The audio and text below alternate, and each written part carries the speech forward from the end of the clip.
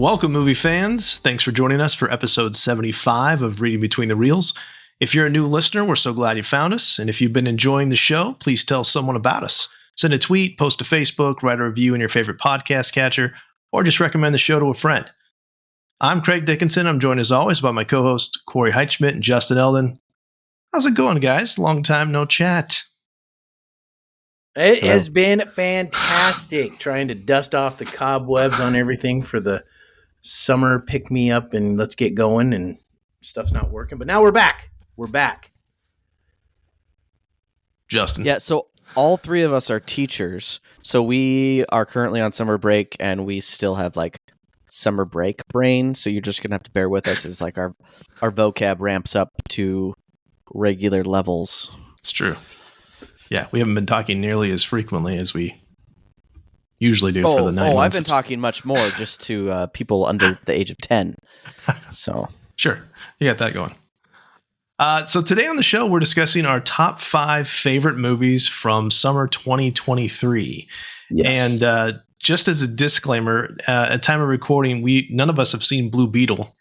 That will be out by the time this episode drops, but we have not seen that yet because we have yet to been invited to premieres. So Warner Brothers, we're listing. We're ready to go whenever you want to do that. But you're darn right. I am available for all premieres. I will get a sub for my classroom in a heartbeat. Oh, wait, you guys didn't get an invite to that premiere? Dang it. That's really awkward. See, I got a +1, but I wasn't going to bring any of you. So we're not talking about that. That might be great. I've heard good things so far. The early reviews are pretty good, but that will not be mentioned tonight. But we are going to talk first off about our top 5 summer movies from this last summer, 2023. And we're going to start with Justin. He's going to give us his number 5. So, least favorite of the top 5. I might be the only person on the internet that really enjoyed Secret Invasion. I thought it was great. It had its obvious flaws. I wish it totally would have done more with the scroll.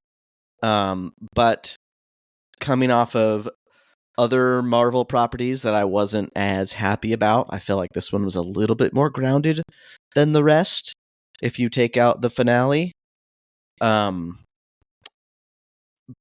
for the most part, I was pretty happy about it. As a guy that really likes Winter Soldier, probably my favorite MCU movie to date, it felt grounded like the Winter Soldier. Things weren't getting crazy. It was just some good, like, government political espionage-esque stuff, and it was just fun. I was excited from week to week. So because it's MCU related, I'll allow it. But let me ask you this as a follow-up: do you think it would have been better as a 2.5 hour movie versus the 30 to 50 minute episodes?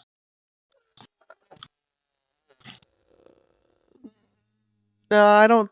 Yeah, I mean there was, like, admittedly a lot of fluff, and like I said, I really would have liked to see them do more with the scrolls. I really would have liked to see more of, like, scrolls implanted that in places that we didn't know, like big surprises. Like I don't want any, like, huge surprise, like, oh my goodness, Tony Stark's been a scroll since first episode or first movie. I don't want that, but I just don't feel like they did a whole lot with it.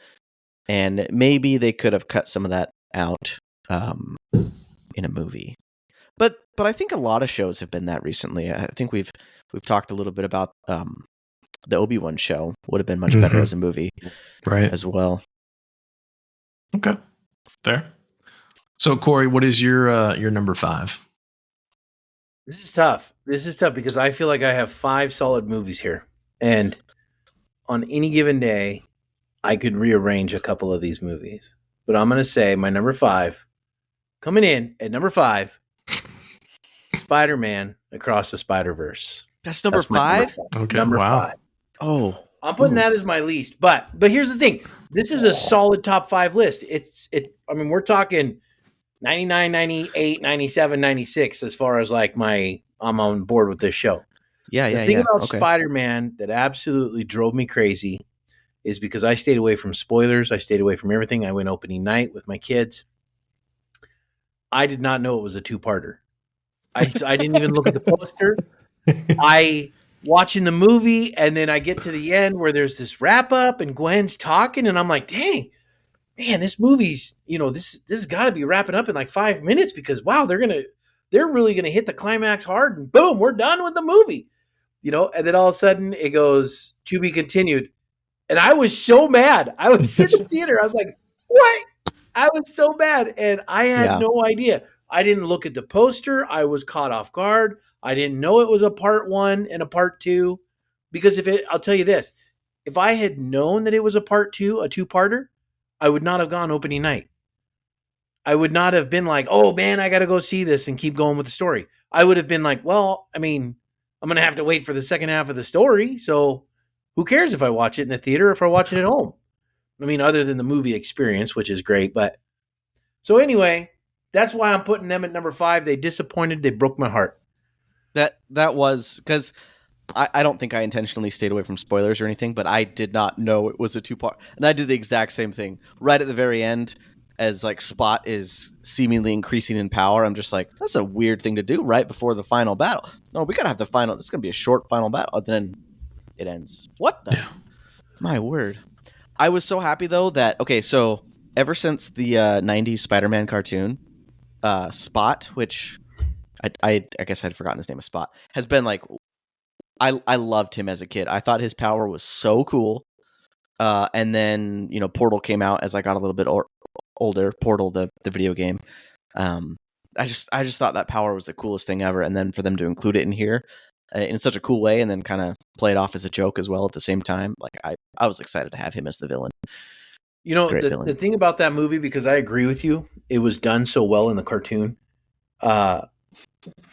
It's so difficult because you see a character like that you love, and you think, oh man, this guy would make a great villain or something to bring in other than just the Green Goblin. Or I don't know that would have been quite as good as a live action versus a cartoon. Maybe I'm wrong there, but I feel like, well, they did it with Doctor Strange, the portals and things like that, and how they reach through and it works, but it's so quick on Spider-Verse, and it's drawn so well and so fast, and I feel like you can get a little bit more punchline and elongated arms, and they don't have to be and so I feel like you can get a little bit more leeway in that as a cartoon character versus a real live action character. Yeah, absolutely. Well, my number 5 is Indiana Jones and the Dial of Destiny, which I was pleasantly surprised by because I love the character.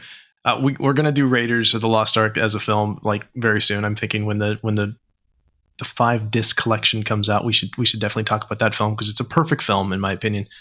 I love that character, and I've enjoyed all the movies. The first 3 movies are essentially perfect in my opinion, especially the first one and the third one.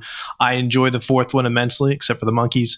So I was cautiously optimistic about this one, really wanted to like it, and I waited quite a while to see it. And I think really it was, Corey, I think it was your opinion that pushed me over the edge, where you're like, oh man, it's so good.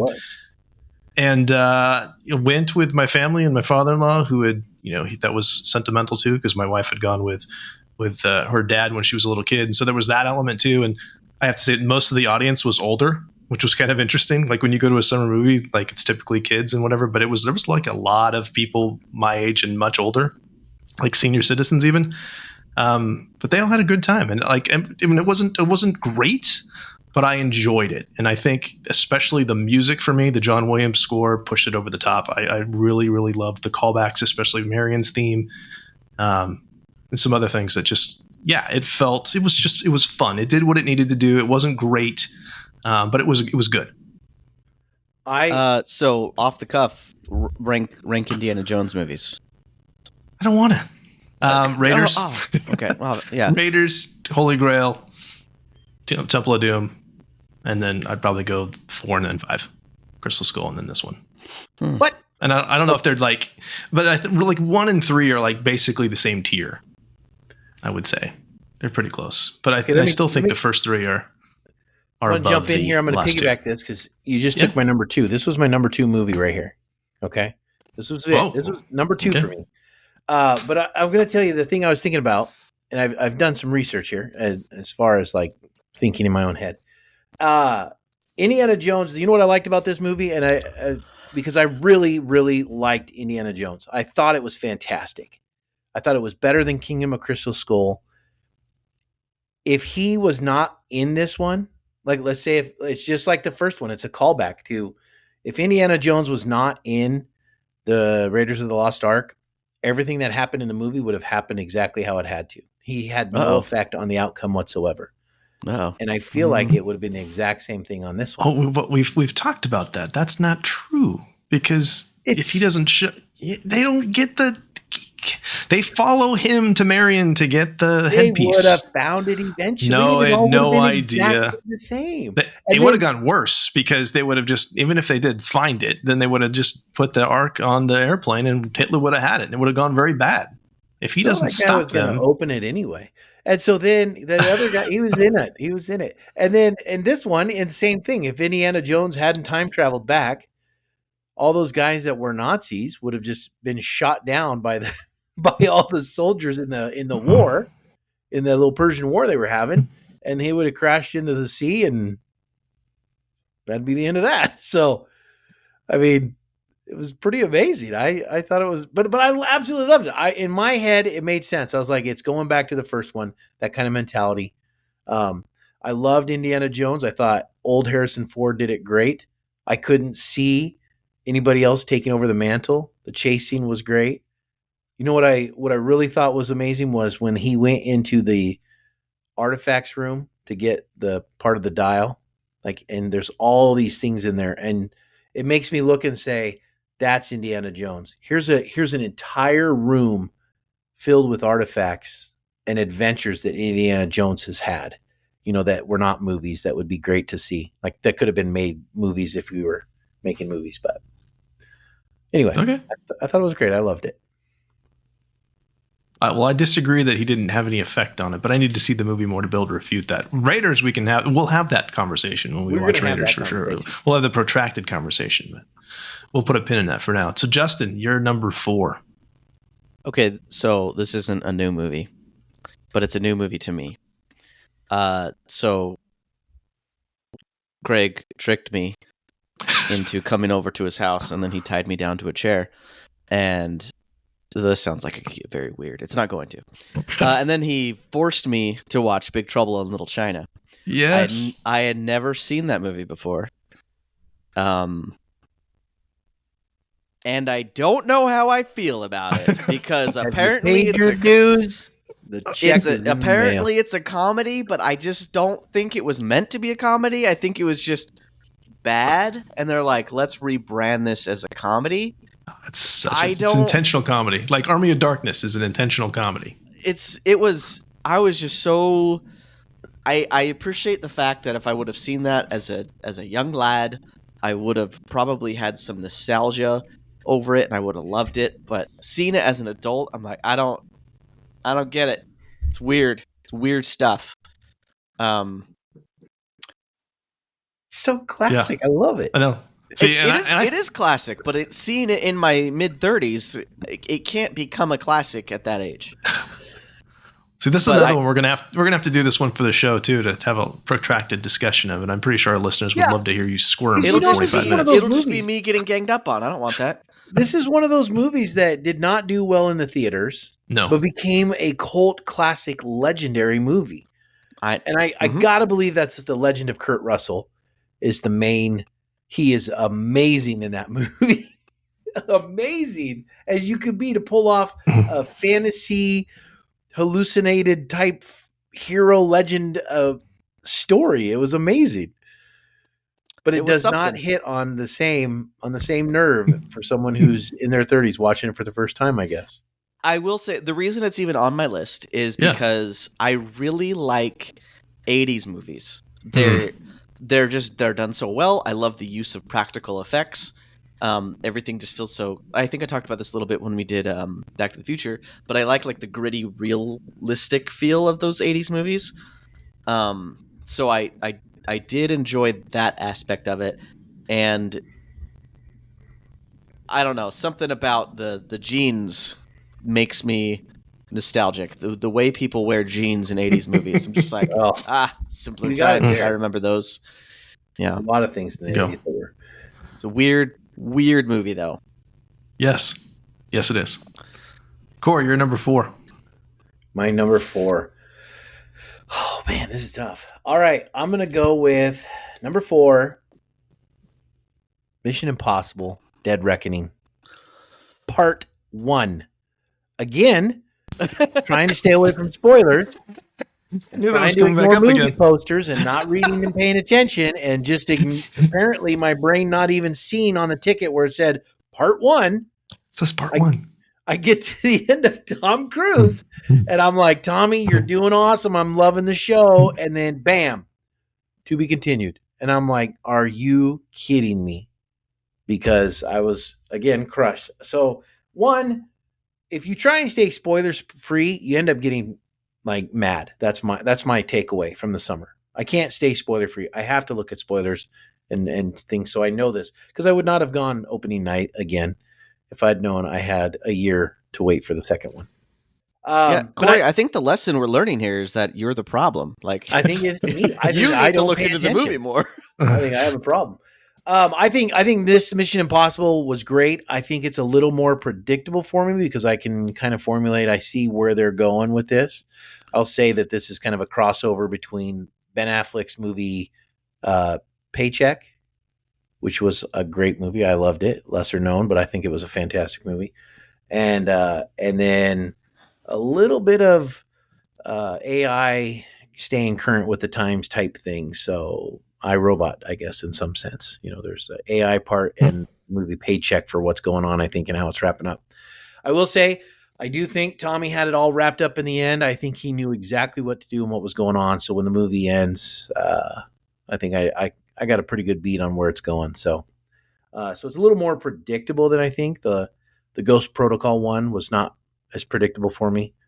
Henry Cavill turning at the end broke my heart, but absolutely, And Fallout, yeah. caught me off guard. Whereas this one, I don't think there's anything on here that's really getting by me. All right. I'm going to talk about that one a little bit, but my number 4, and Justin's not going to like this, but my number 4 is The Flash. Which I know Justin saw that the second time I saw it. Justin saw it with me. He had some issues with that. Many issues. The only thing I can say that I did not like about the movie is some of the unfinished CGI. That is it. Because I love the fact that the Justice League is a thing in this movie. Yes. That it exists at the beginning. That this is, and we talked about this in our last episode about Zack Snyder's Justice League, that this was going to be the closest thing to a sequel we would ever get to that. And it essentially was. The first 15 minutes or so is, hey, this is the fallout of the Justice League. It's formed, and this is how they operate. And we get to see, Barry get called into action. We see Batman in action. Wonder Woman shows up. And then we have, which I think is a really interesting story about learning to let go and learning that you can't fix everything. I think that's a really interesting concept. That I think it's interesting that Barry kind of gets some self-reflection in there. He's the scene where he finds out or makes a comment about how annoying his younger self is I think is pretty great. Of course, we get Michael Keaton back as Batman. And then, the ending is interesting because it doesn't, it ends poorly several times. And so that he has to make that decision to let go. And then ultimately he doesn't learn the lesson and still screws it up. So yeah. I enjoyed it. I see Justin just chomping at the bit to say so many negative things. Why can't we have good things, Justin? Why? Because they're bad. We can't have good things if they're bad. And I kind of take issue with you saying that the CGI was unfinished. It was finished in like the year 2001 when the PlayStation 2 came out. Like that's the graphics that were in that movie. It was spicy. So bad. So bad. The graphics were incredible. Corey, I thought his running through time and everything that was set up, I thought it was amazing. It was viewed from a lens of time travel. No. Here's the problem. It was very comic booky. It was very comic booky. Hey. And everybody says, if I don't get the comic book, then I'm disappointed. Then you finally do get the comic book, and then you say it's the PlayStation graphics. No. It's terrible. No. Corey, he liked She-Hulk, so I mean... No. Oh. I mean, I kind of. Yeah. Hang on. Come on. Hang on. If I hear the excuse that the graphics were bad intentionally because it was part of like his time travel, if I hear that again, I'm gonna like throat punch a baby. a bad CGI baby, and then if I hear stick that. it in a You know microwave. what? If we ever blow this up, Because- that is becoming a T-shirt right there. Throat punch a baby. So the bad CGI was not just while he was running; like it was all the time.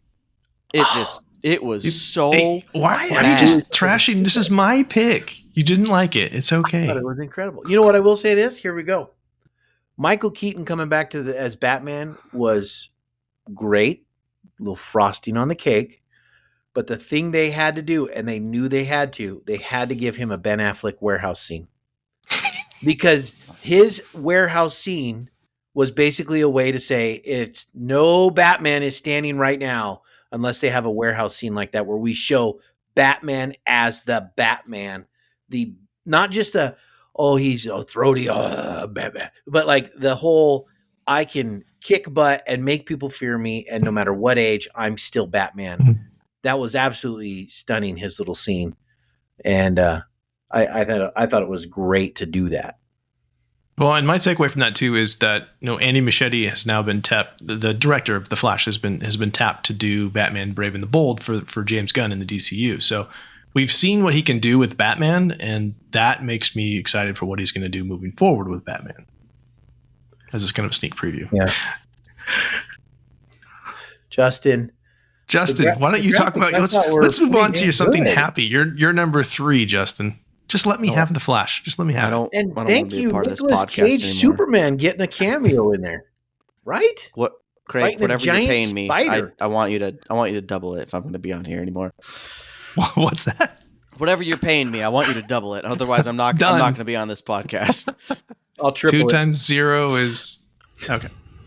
What's your number 3, Justin? No, I'm not moving on from Flash yet. If we're gonna talk about Ben Affleck, we need to talk about the absolute monstrosity that was his costume, and then the lines that he had. Just you can tell Ben Affleck, that scene where he's standing there on the bridge with his costume that looks like, I don't know, it looks like a preschool play toy. Like he looks uncomfortable. He looks like he knows he looks like an idiot.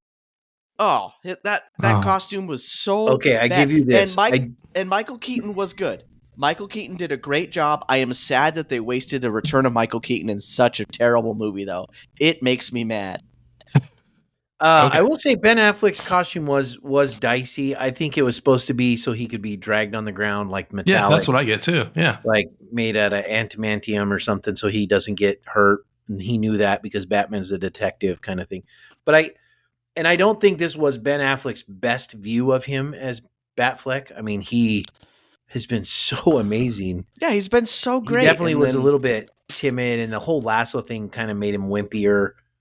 But it's it was too lasso has punchy. to. Come It was on, a it's little Wonder punchy Woman's there. lasso. Yeah. Yeah, but they took that part out in Snyder's Justice League where Yeah. Aquaman did that, and then Yeah. they just turn around and do it to Batman all It over had again. never Did we- been there. I will say that's this. Whedon tried to add that in. I didn't Oh, wait, hear what? if you said it. It's not part of the liked original. The Flash's suit. Did you like the Flash suit? I thought that was amazing. I like the Flash's suit. I thought the Flash suit was fine. It was... Craig, feel free to edit this out if you need to. Below the waist, it was a little like, wow, that is just like staring you right in the face, isn't it?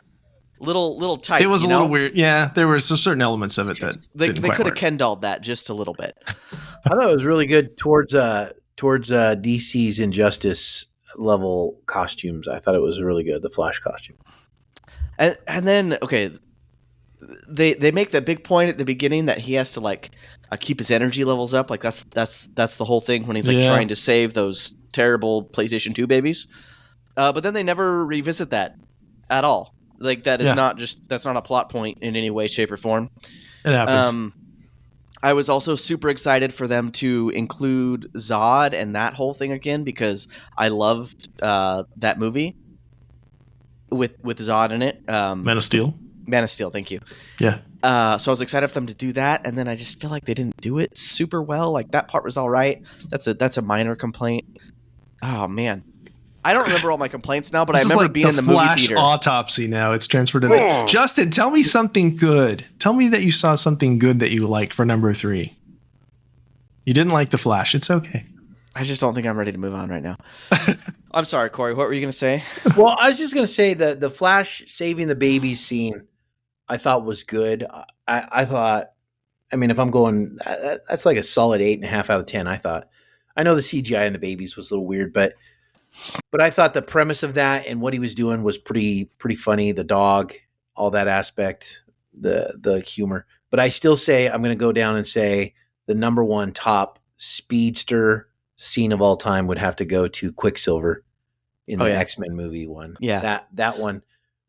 The Flash looked like they were trying to copy that a little bit, and it just didn't. It doesn't quite hit the same because you're talking Days of Future Past, right? Yes, that one. Yeah, where The in the kitchen Pentagon. sing. In the That Pentagon. That was absolutely incredible. Okay. No, not the Pentagon one. No, the Yeah, one no, where he goes into the school and he saves the school. Oh, yeah. See, I'd go with the Pentagon one. Yeah. Really? Jim Croce eats ham in a bottle. Oh my gosh. Yeah. That one was good. The first one. They were both good, but I like the Pentagon more, I think. Yeah. Anyway. Okay. Are we done with the Flash? Yes, we are. We can be done with I the know Flash. Justin's done with the Flash. Okay. What's your number 3?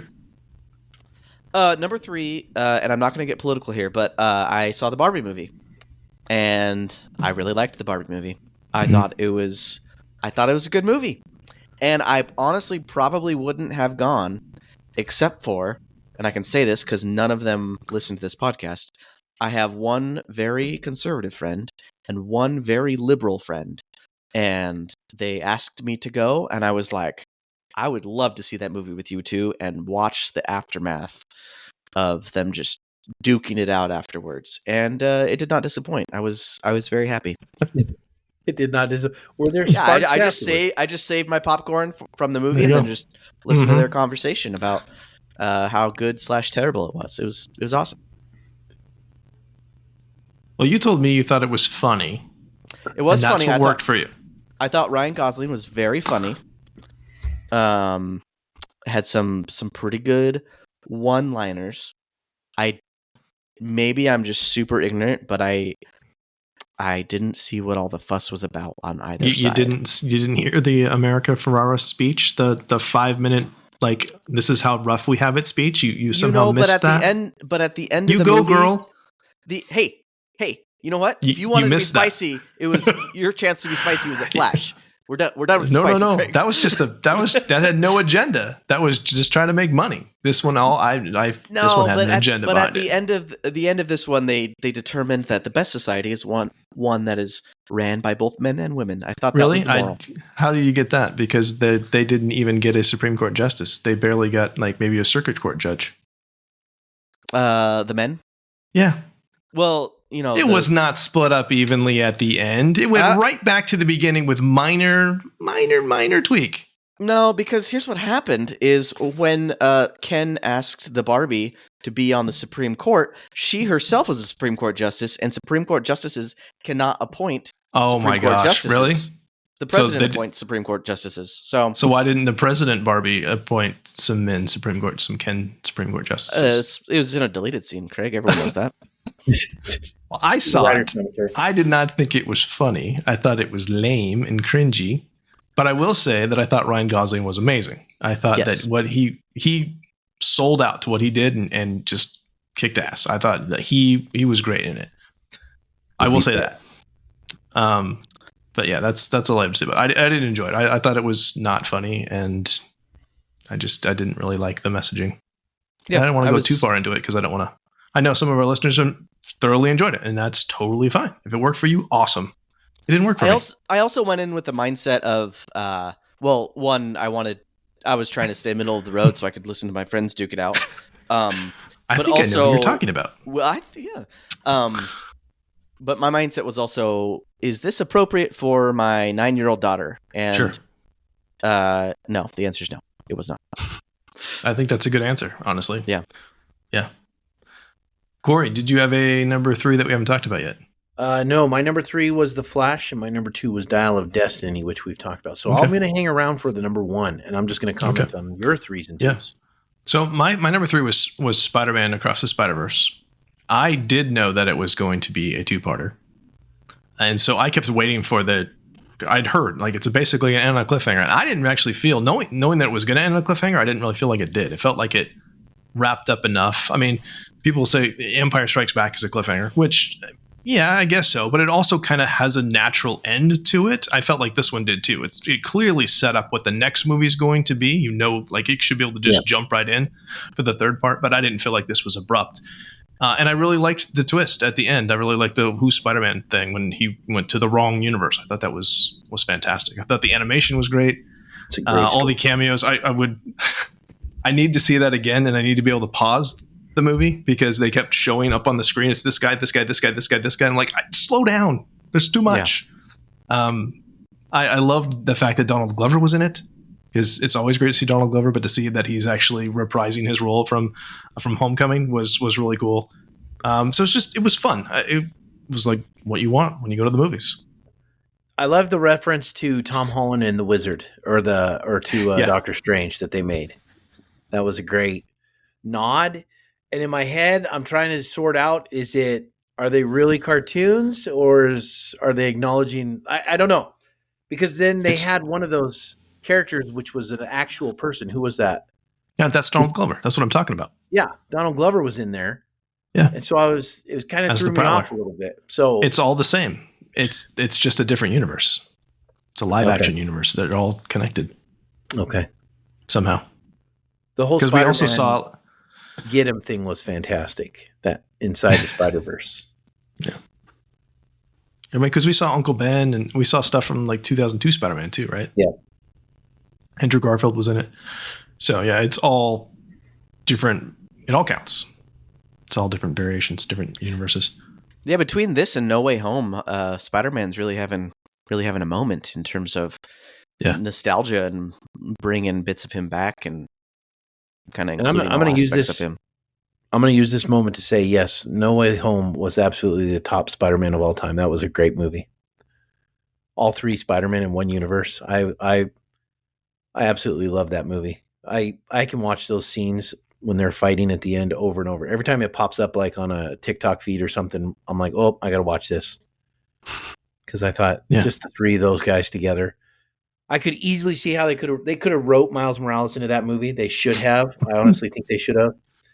He's coming. He's coming. He'll be there soon. He's got his own stuff. All they had to do was Ned had to say, oh, that's just Peter Parker. We need to find Spider-Man. Find me Spider-Man. And then boom, right there, Miles Morales.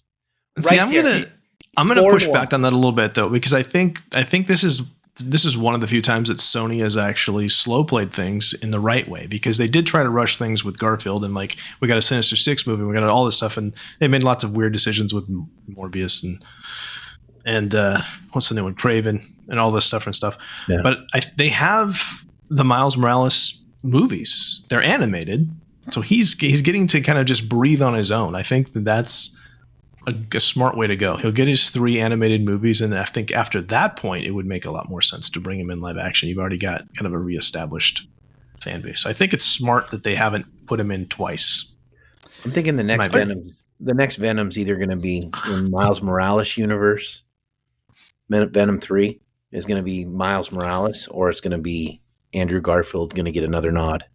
Why not both? Aren't we lucky though that we live in a timeline where all 3 live-action Spider-Men have just been fantastic? Yes. I absolutely love all 3. Yeah.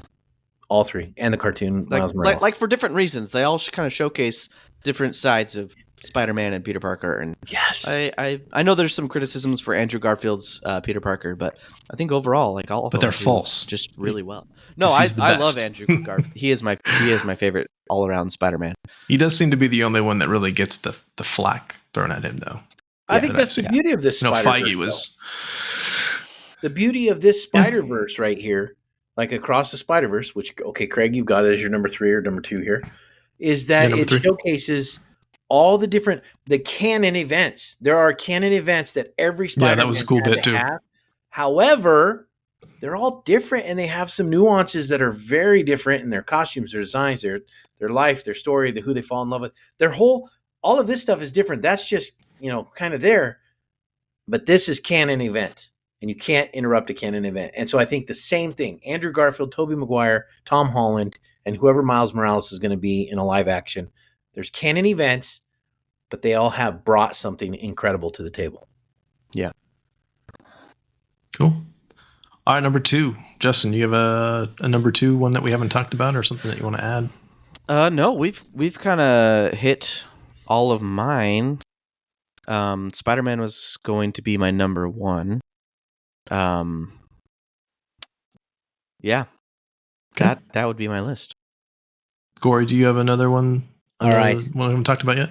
No, I've got some honorable mentions, and there's one epic one that's in the honorable mention that I do not want to mention in my top 5 because I don't want it to be confused as being in my top 5. Okay. So I'm just going to go straight to my number 1. How about that? Okay. Well, I have my number 2. Oh gosh, darn it! Sorry, Craig's number 2. No, that's fine. My number 2 is Oppenheimer. Now, did you guys see Oppenheimer? I have not seen Oppenheimer. Haven't seen it yet. Okay. Well, I love Christopher Nolan. I think I'm on record pretty firmly on this show as being a huge Christopher Nolan guy. It's very Christopher Nolan. Does anyone not like Christopher Nolan? Like, is that an opinion anywhere? I think there are some. There's some people that criticize the dialogue and the way that some of the, they don't like the way female characters are drawn or whatnot. I've heard little nitpicks here and there. The only thing I will say I didn't like about this movie, I'll just get to that first, is like the random sex scenes. Like it's completely unnecessary. The character that Florence Pugh plays is really important to the movie, and I get kind of the reasoning behind using her in that particular way. But it just felt weird, especially in Nolan movies, because that's just something he's never really done. The only other nudity in my recollection that he had was in Insomnia, and it's a corpse on an autopsy table. That being said, the performances in this film are fantastic. Downey is unrecognizable. He's great. Matt Damon is great, and like really one of the few that brings any levity, which you need in some Nolan movies because they're pretty heavy. And this is, it's 3 hours about the creation of the nuclear bomb, so you gotta have some levity there. Florence Pugh is great, and Cillian Murphy is fantastic. Gary Oldman was in this movie, and I didn't know it. I think I'd read that his name was in it. He plays Truman, and I did not recognize that it was him. Like he just vanishes into those roles, in some of these roles, in such a way. Gary Oldman is really good at that. Yeah, Gary Oldman is amazing for that. Yeah, I will fight anybody that's like Daniel Day-Lewis is like my favorite actor, I think, of all time. But I still know that it's him. Yeah, he's like I'm watching it and I can kind of meta go, oh, okay, that's him doing this and that's awesome, and I can kind of see the wheels turning. Oldman, he just completely vanishes into some of these roles. Well, I literally didn't know that it was him. Oldman was Sirius Black until like 2 or 3 years ago. It's like, what? Yeah. That was Gary Oldman? Yeah. You know what? Know that and James Gordon at the same time. Yeah. The amount of movies and characters he's played shows you how great he is, that he be in this movie. I mean, this is a star-studded movie. But also, Emily Blunt is in it. She's fantastic. The thing I thought was really interesting was that Oppenheimer he's not a good guy. Like he's a brilliant guy and he's a very important guy, but this is not a sentimental portrayal of his life. Like he had some really strong communist leanings at the beginning, and then he's a womanizer kind of throughout. And it's not, you don't look at it and go, oh, okay, he's a hero. You go look at it, he's a very flawed, three-dimensional guy. And I think that is kind of an interesting thing that no one really hasn't necessarily done. He's kind of more plot-driven. His movies are kind of more plot-driven than they are character-driven. So that I thought was interesting that you would be that bold to be like, yep, here's this guy, warts and all. The explosion scene, Craig, would you rank that? Was it amazing? Over the top? Yeah, see it, guys, see it in the theater if you can. Really? Plan ahead because it's 3 hours, but it is something to behold and not CGI. So I'd love to see the making of that when that comes out, when the disc comes out. But it is gripping. It's 3 hours and it's not like, oh my gosh, is this over yet? It moves quite along. And there's a lot of things with flashbacks. It's not told in a linear fashion like a lot of Nolan stuff is. And then some of it's in black and white, some of it's in color. And I read some of the reasoning behind that. Well, check this out. But the reasoning behind it is that Nolan wrote the script in first person. So when it's from Oppenheimer's point of view, it's in color.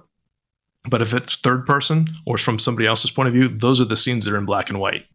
So I need to see it again. I read that after I'd seen the movie, so I need to see it again just to kind of see how that lines up and why those choices are made. But that'd be a fascinating one for us to do on the show for sure.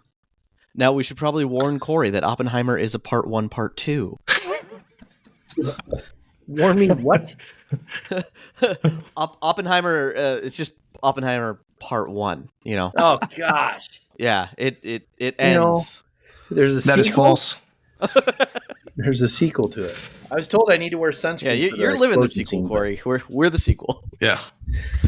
The Cold War is the sequel, Corey. I have a fan theory about Oppenheimer. Oh, jeez. It's you do fan theories on historical movies. I got my fan theories. Well, I mean, there was some of that. He was working for the Russians the whole time. That'd be fancy. My fan theory. There you go. Well, that's just called a conspiracy. That's different. Okay, so Corey, I think you go ahead. You can go ahead and drop your number 1 at this point. All right, my number 1, and I don't think it's going to be a surprise to anybody that knows me. And I'm prepared to duke anybody. I'm prepared to punch a baby. If is that what you said, Justin? Punch a baby. Yeah. Anyone can punch. Disagree with me. Get into the throat. Have you seen the throats? They're not very big, but they're tough. Transformers: Rise of the Beasts. That's his number 1. That's my number 1 for the summer. Listen. Tell us why, Corey. Transformers for me, and I'm going to explain this so that everybody can understand, because we all have our fan favorites. This show that you are loyal to. I am loyal to the brand no matter what, and I'm on board with it. And so they will get my dollars in the theaters for support every single time. From the Bayverse down to the Bumblebee movie to this one, I feel like they're getting better. Slipping away from Michael Bay at the end. Michael Bay did a great job, I think, early on. At the end, he kind of started to lose a little bit in the stories. I thought his last story, the night one, was not bad. I thought where they were going with it was set up well. But I think Rise of the Beast was a great one. And here's the secret. Why? The humans were not a huge part of the movie. The main characters were the Transformers and them fighting and doing things. And the Beasts, the Rise of the Beasts. It was, the humans were secondary characters, not main characters. And I mean, they were in there a lot, but it was always with a Transformer for something. So it was great. I think it sets up a great sequel to come up with a G.I. Joe crossover. That's just a nod to all the fans. The story I thought was good. It brought in Unicron.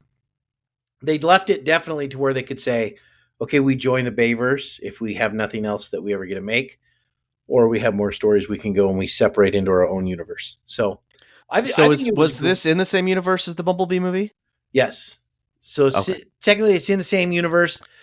You could argue that it's a standalone, but I think it's in the same one. And then I will say that the Unicron part that they've got, I think, could set up such a great movie. Just they have to separate from the Snyderverse. You just have to call it separate and just the Bayverse. Just do it's it. It's already different from the Snyderverse. Oh, did I say Snyderverse? Oh my gosh, I'm so stuck in my verse. Snyder's on the brain. I kind of want to see Optimus Prime fight. And I will say this: Superman the one now. thing about this movie my one complaint, there's a deleted scene that they actually had almost finished of Optimus Prime fighting a bus, which is why he's in the parking lot in the very beginning. On that rainy night, he's walking through there. There's a bus that he fights in there. It's a Decepticon, and it's amazing because it's a vicious fight, and it was mostly done CGI-wise to where if that had been in the movie, it would have been legendary. But the Optimus Prime has to take out the guy, and I guess they didn't want him to see him that cruel kind of thing, like, executioner style. But it was fantastic. I loved it. Every Transformer movie I'm going to put in the top of my list, just so you know. Okay. Well, I saw it. And there is one line, Justin, that mentions indirectly the Bumblebee movie.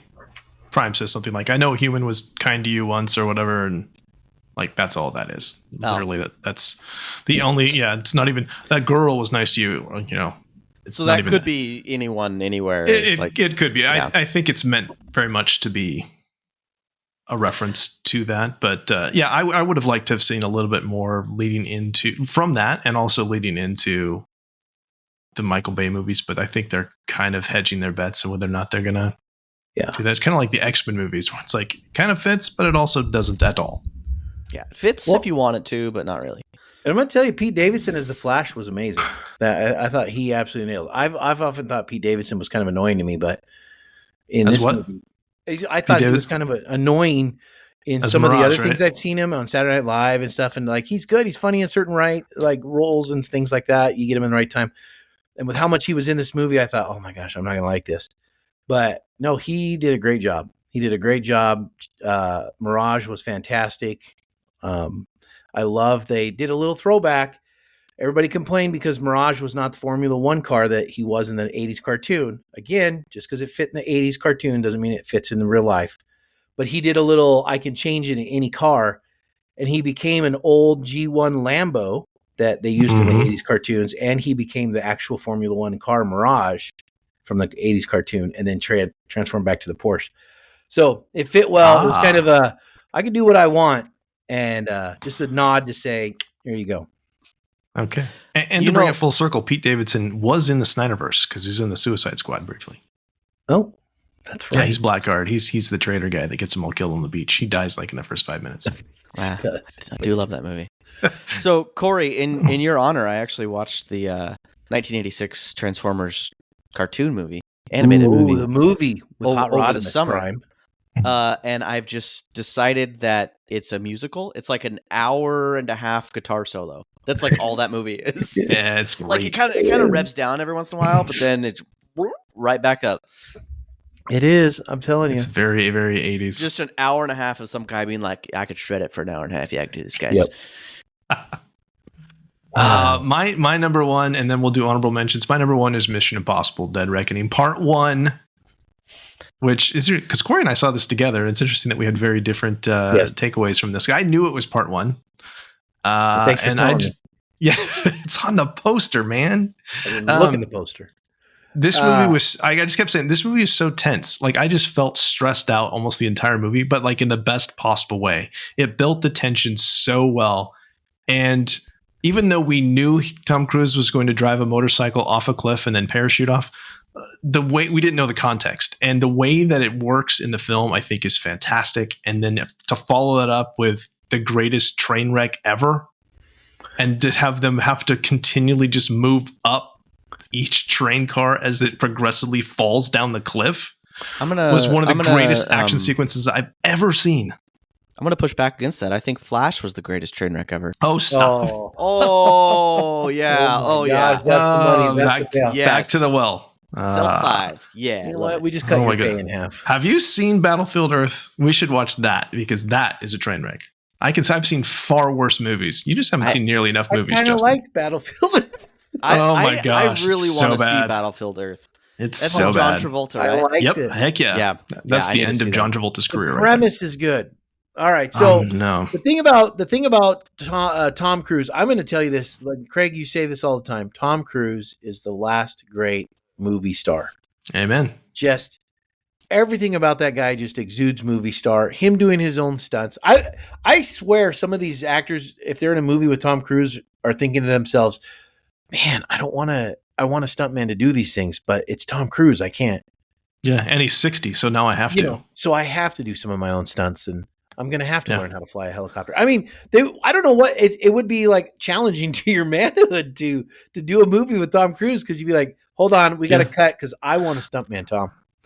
And he'd be going, oh man, shift gears and jump off and parachute down. What's the big deal? It's a mountain. Sure. I do have to also say, speaking of fan theories, the guys at Tatooine Sons had a great episode right when this movie came out. So it's a little ways back, but it's not hard to find, where they talk about how do I put this without spoiling it for you? Haley Atwell and the way that she is connected to Tom Cruise's character, how her character and his are connected. But yeah, great. That's a good theory, and I think that holds a lot of water. I don't want to spoil it. Like, go find the episode and let's do it, because it's awesome, and it'll be something that will be revealed for sure in part 2 or number 8. Yeah. But good stuff. Tom Cruise just seems to be getting better, and these, and Such what do we movie. got? 2 more of these on record. At least one is almost in. I think one's is in the can, or just about. Yeah. Part 2 is, and Part then 2, I think there's one more after that. I don't know if it's been officially announced, but we'll have to see. Well, does he have a running scene? Tom though? and I does he have run a at back some channel. Of course, he has a running scene. Oh, that's good. Yeah, he's always running. And what's funny, you watch older Tom Cruise movies, like, because it was like the first time they really made a big deal of that was like Mission Impossible 3. But if you go back, like he's running in pretty much every movie. He always his whole trailer is pretty him much. running. Yeah. Because I've been watching a lot of Tom Cruise movies recently, older ones too, and he's still running through those. I'm like, okay. So honorable mentions. Just rapid fire. Anything that you didn't quite make the list. Again, okay. I'm going to throw this one out there. Avatar, Way of the Water. I know that one came out a little bit earlier, but yeah, that's a Christmas movie, Corey. Can't use Christmas? that. My timelines are all mixed up. Oh my god! It's summer, from May 1st on. Avatar was another to be continued movie. Thank you very much. Yes. So there's an honorable mention there. Yeah, we'll talk more about that sometime soon. Justin, do you have any other? I mean, if Christmas is too far back, is 2009 too far back? Hey, you went back to the 80s with Big Trouble in Little China. That's true. You know what? Screw the rules. Okay. Well, the next category is for screw the rules. This one is for this summer. A little bit of See, we're working off the rust, people. Guardians 3. That's on my list too. Yeah. I didn't make my top 5, but I haven't seen it yet. But I'm looking forward to watching it. I have been pretty disappointed with Marvel, kind of in general, recently. I think ever since I saw Ant-Man, I was like, oh no, they're not getting better. These the glory days. It was. Yeah, it was. Yeah, I thought the glory days were behind him, but Guardians was like surprisingly good. And I think that's a throwback, though. I think that was basically in the can from a while back, and it's James Gunn, so he's kind of doing whatever he wants. So I think that's kind of why we got that. But I liked it. It had a good balance of heart and humor, which I feel like Marvel has lost. Yeah, the heart aspect. The heart. Yeah, because they can actually be sincere in certain moments, and you don't have to punctuate it with a joke. Yeah, there were. I watched it with my wife, and there were several times where it was like a heart-wrenching moment. Mm-hmm. And I even said to her, I turned to her and I said to her, I'm like, okay, all right, they're gonna end it with a joke right here because the emotion is getting too strong. And they didn't. They let the emotion like play its way out, and it was good. I enjoyed it. Yeah, I will say I saw it with my kids, and my 13-year-old daughter had a little bit of a hard time with it. She's very sensitive toward animal stuff, and so I talked to Corey about this as well. That there are some, and I don't know if they're graphic, but I think it's fairly obvious what's happening with some animal cruelty things. Like it's not exploitative or anything like that. But if you have little kids, I would say at least have that conversation with them and maybe preview it first. So Corey and I've talked about that. Yeah, it was a little bit jarring in parts. Like it was a little graphics, not the right word. Like one severity level down from the word graphic, whatever that might be. But it was a little like, oh my goodness. Oh, okay. We're gonna go with that. Yeah, I read something that somebody said, like if you watch Guardians 1 in the context of this movie, that those conversations about him, because he has conversations with Drax, like in the bar, he hints at it just a little bit. That those have a lot more weight to them now. I'm not a raccoon and that kind of stuff. You get to see like the first time you see like all the the surgeries that he's had and that kind of stuff. Now we kind of know how that's happened, and so there's The only thing I didn't really like about that movie, I think, is kind of what they did with Gamora. Because and that's just a choice, that she's a different Gamora than the one we're used to. And so just having her go on that path, I'm not going to spoil since Corey hasn't seen it, as opposed to kind of bringing things back to the norm. They didn't do that. So I thought that was a choice that was different than I would have done, but that doesn't mean it's not a good choice. I thought it was strange that Peter kept saying, "What? Like you don't remember? You don't remember?" Well, of course she doesn't remember. Those things didn't happen to her. That's right. I thought that was like, come on, Peter, you're smarter than this. That's true. Yeah, but it would be confusing that way. I could see where that. I mean, it might also be realistic that way. That's true. Yeah. Like you'd be thinking, "Oh my gosh, they just have amnesia." Yeah. Okay. So, and I also had Rise of the Beast on there too, which I enjoyed it. It wasn't my top 5, and honestly, I think I saw just about everything that came out this summer. I didn't see Fast 10 because it's Fast 10. Yeah. I might watch it at some point. If they invited me to the premiere, I would. Stop.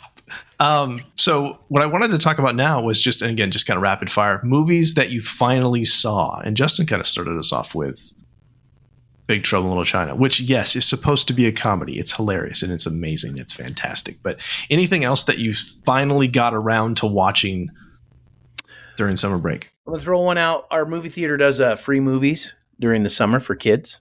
And so, my kids it always plays movies that were in the last couple years for free, like Shazam. Shazam 2 was one of the movies, which I thought was, kind of nice. I mean, that's a free show to watch that recent.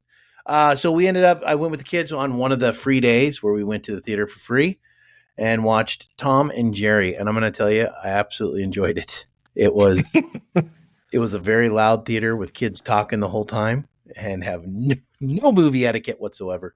But it was great. It was a blend of animation, live action. I thought it was great. Tom and Jerry have to work together to kind of save the day at the end, and it's totally cheesy, completely unrealistic, and just hokey. But if you're sitting there with a 6-year-old, you're going to love it. So, excellent. Justin, you have any others that you want to mention? I have a bunch that I'm just going to shoot off real fast.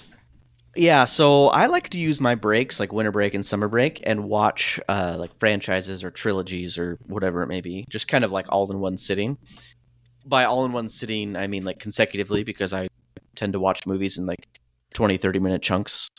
But I decided to watch like the entire Terminator franchise, kind of start to finish. Wow. Because every time I watch that franchise, I have a different opinion about it. And the first 2 movies, as everyone I think might agree, are like super solid. Mm-hmm. Quality drops off at 3. But then after 3, like Dark Fate and Genesis, I don't hate them. I don't like them, but I don't hate them as much as I remember. And then Terminator Salvation is really good. I don't understand the hate for that movie. Even like I was even double checking like some reviews, and a lot of people really hate that movie. And I thought it was absolutely fantastic. I thought Christian Bale does a great job as John Connor. I loved just seeing everything post Judgment Day, like War Against the Machines. I thought that was really cool. I loved it. I didn't think that movie was lacking. I don't understand the hate. Yeah, I that's okay with me. I actually like Dark Fate quite a bit. The others I can kind of take or leave, but 1 and 2 I agree 100%. Number 2 was on my sequels, like top sequels of all time list. Yeah, so that's good. But yeah, I think I think 3 is just trash. 3 is a retread of 2, but not done nearly as well. 3 is bad. Genesis isn't great, but I'm glad they kind of scrapped that idea. But yeah, Dark Fate I thought was just kind of a fun ride. I like the Terminator, the direction of the Terminator in that one. Like it's kind of scary again, the way he can like he has like an exoskeleton or an endoskeleton, and as well as the like liquid metal stuff going on. That was cool. Yeah, and you get Sarah Connor back, which is nice. You get Sarah Connor back, yeah. Any others that you want to talk about before I'm going to just shoot off? I got like 5. I got one more. Oh, yeah, go for it. I got one more show that I finally got around to watching is Superman and Lois, CW season 3. And I'm going to tell you, I absolutely adore this show. It's very soap opera. It's got some, it's kind of like Smallville where it's got some drama in there and some soap opera type stuff, and but I would tell you CW in this movie or in the CW show for Superman and Lois is investing in the CGI. They make some excellent Superman stories. His whole family drama he's got going on, but then he also has a son who's superpowers too, and so they're doing some team up stuff. I mean, the Superman 3 season, I'm not going to spoil it, but I'm going to tell you the way it ends. I cannot wait for season 4. Yeah, it was epic, as good as a movie. Again, to be continued is exactly where it left off. That's how shows work, Corey. That's how shows work, and it makes me mad. But season 4, I think, they're going to be their final season. But it has been a tremendous show for them to make. I think the CW movies have all been that way. The Flash was great. Green Arrow was great. And then this one right here has been absolutely incredible. Again, towards the end of the seasons, late seasons, they start to fall off, I think. But Superman's held up. So if you're looking for a good show, get out there and watch Tyler Hoechlin. I didn't like him at first, but I think he's grown on me, and he's a high-level, great Superman show. It's on the list. I've finished. I liked season 1, and I just need to get in. And I have a long list though. So some of the ones that were on my list that I did take care of, I watched on Keith Cower's recommendation. I watched The Unbearable Weight of Massive Talent. Yes. With Nicolas Cage as Nicolas Cage is fantastic. I effing told you. I won't drop the F-bomb. But yeah, Pedro Pascal is great in it too. That's a really fun movie, especially if you like Nicolas Cage movies or have just, even if you don't like, if you've seen a lot of Nicolas Cage movies, which I have, the references to those are amazing. I also loves this movie. Yeah, yes. I finally watched Sicario, which I don't know how that slipped through the cracks. And I know there's a sequel, which I haven't watched yet. But like Benicio del Toro is fantastic. Josh Brolin's fantastic. Emily Blunt's fantastic. Just great story. I've been watching Lioness on Paramount Plus. It's the new Taylor Sheridan one. And he wrote Sicario. And so I was like, oh, let's go back and kind of find some of these other things that he's done. I finally watched Midsummer. Did you guys see that yet? I think that was because I watched Florence Pugh was in Oppenheimer. She's one of the stars of that. It's a horror movie. It's kind of like The Wicker Man a little bit, where these friends go to this isolated village in Sweden, but it turns out it's a cult and like really weird stuff happens. Ooh. So kind of a horror, culty, just bizarre movie. I finally watched Once Upon a Time in Hollywood. These are like I think that's 2019. Brad Pitt, Leonardo DiCaprio. It's a Quentin Tarantino film. It's fantastic. It's really, really good. I don't want to dig too much into that, but check it out. If you haven't watched it, watch it. Speaking of Brad Pitt, watch Bullet Train. I feel like I'm getting on. I got to find everything by this actor. Kind of did that. Bullet Train. Highly, highly recommend Bullet Train. I've did got John on my Wick list because of what you said about it. Yep. So, one of the co-directors of John Wick is the director of this, and it's kind of John Wick. It's kind of Tarantino. It's quirky like that, but just amazing action. It's funny. Just random cameos. Have you seen it, Justin? I have. It's just a good time. Like it's just fun. Just fun. Yeah. Just fun. And then not fun. My last one I'll mention, A Clockwork Orange. I watched that. Stanley Kubrick. Just bizarre, just so weird. I'd never seen, but I heard about it, and there's certain things that just keep showing up in modern movies that are influenced by Kubrick movies, and so that was one I watched, and I didn't really enjoy it, but I pushed through and watched it. So, but it was interesting seeing Malcolm McDowell young. That was probably the most interesting thing because I've only seen him as old. I'd recently watched Star Trek Generations with my son, and he's the bad guy in that. And I've just always seen him with white hair, so to see him with blonde hair was trippy. But yeah, I don't recommend it, but I watched it. So, yeah, that's a good list. And some other things. I think. I watched 3 Days of the Condor the other day too. Didn't like that either. But I mentioned this to some guys at lunch the other day, or at training. It was at the training.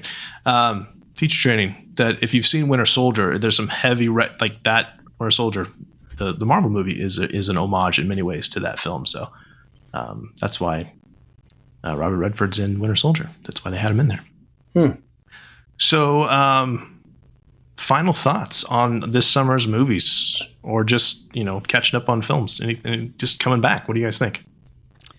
I feel like post-pandemic, we've had quite the lull with movies.